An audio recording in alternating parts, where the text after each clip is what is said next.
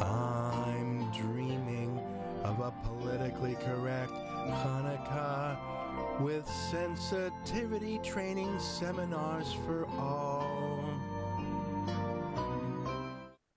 Again, my apologies. That was awful. I'm sorry to punish you that way. Hey, folks, our new guest today is Tarek Fatah. You've been on the show before. I call you one of our Muslims for freedom, someone who comes from the Muslim tradition but loves freedom and liberal democracy. It's great Merry Christmas. Well, thanks very much. It's great to have you on the show. I mean, here's the funny thing. I'm a Jew. You're a Muslim. Yes. But we're both living the freest lives we could ever imagine here in a Christian country. And I don't think that's a coincidence. I think that although this country was formed on Christian principles, in fact, because it was formed on Christian principles, including tolerance, that's why you and I get to live a lifestyle here we couldn't in almost any other country in the world. We could, I would say, contemporary Christian society, not traditional Christian society. Traditional Christian society in Europe could have been very horrific. Sure, I'm not talking about 500 years ago, the Inquisition. We were talking about a place which has 90% Christian population, and it is Christians who introduced the Universal Declaration of Human Rights. There's a strong presence from a number of other communities as well, but there is no denying this is European civilization, which comes from a continent which is, I would say, 90% Christian. Yeah. So there's no escaping it. And mind you, I don't think a Jew or a Muslim has ever lived in a freer society than what you and I live in, in Canada. And you know what? We've heard from atheist folks, and I understand it. They don't want Christianity forced on them, but I think that's a laughable thing. There is no Christianity in this country that is so powerful that it can stop you from getting where you want to go if you're a Muslim or a Jew or an atheist. I can understand the points raised by atheists.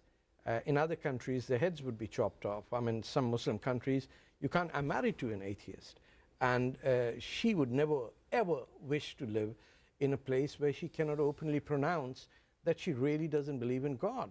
That's sometimes tough for me to swallow, but she can make a rational argument, and she can only make that rational argument based on what she's read from what I call post-Christian atheists.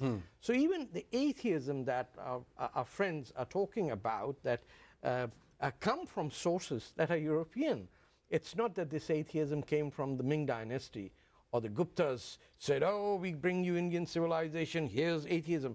No, it were people who sacrificed a lot as Christians to, whether it's we're talking of Copernicus, we're talking of Galileo, all of these people, even when they question the existence of the divine, have done it because a Christian society allowed them to do it. And they were, and even their basic assumptions as atheists were still based on a Christian foundation. I mean, even their vocabulary, the vocabulary of English, you can't even uproot it from Christianity. You can't take away the King James Version of the Bible away from the English language. I mean, so it's even if you were an atheist, you would pick up the translation in English and say, wow, what a piece of literature. But not just a piece of literature, but it informs everything in our culture, even if we don't think of it as religious. The way we solve problems, the way we think about right and wrong. These are Christian concepts even for atheists. Let me ask you this. Yes.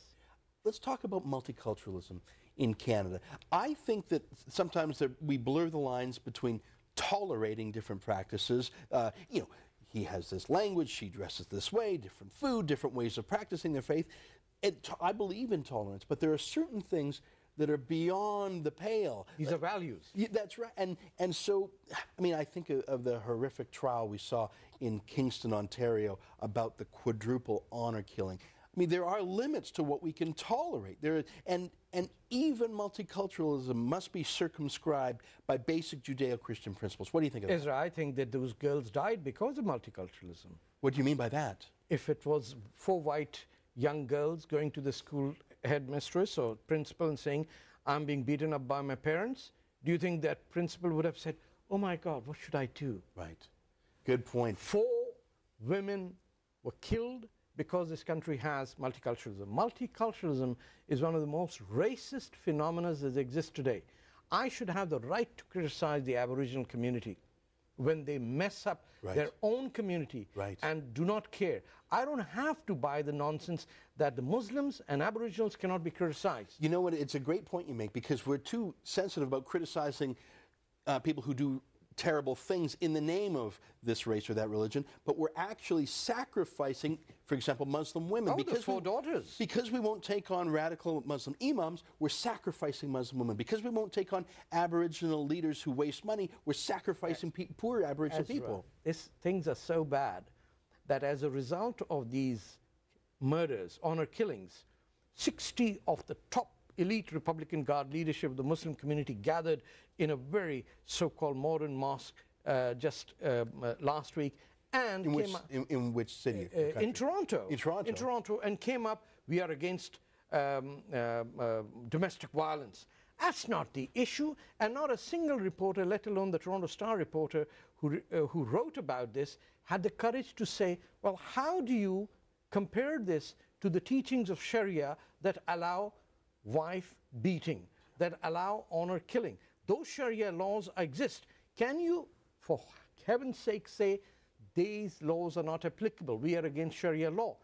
Neither the reporter of the Toronto Star nor any other journalist had the courage to do that. And those 60 guys just sat there, mumbled away, did the spin wash. They even had a Muslim woman without hijab as the front, like in Tunisia, the Muslim Brotherhood now brings up women without hijab as a front. Because you're unable to criticize anything that stares in your face and the reality tells you, but you are worried. 2 communities stand out. You cannot criticize Aboriginals, you cannot criticize Muslims or anything. I tell you, I appreciate your powerful thoughts. Tarek Fatah, a Muslim for Freedom, a host on CFRP 1010 News Talk in Toronto. Sundays, 3 to 4. Right on, I'll tune in. Thanks for being here, Mike. Take care.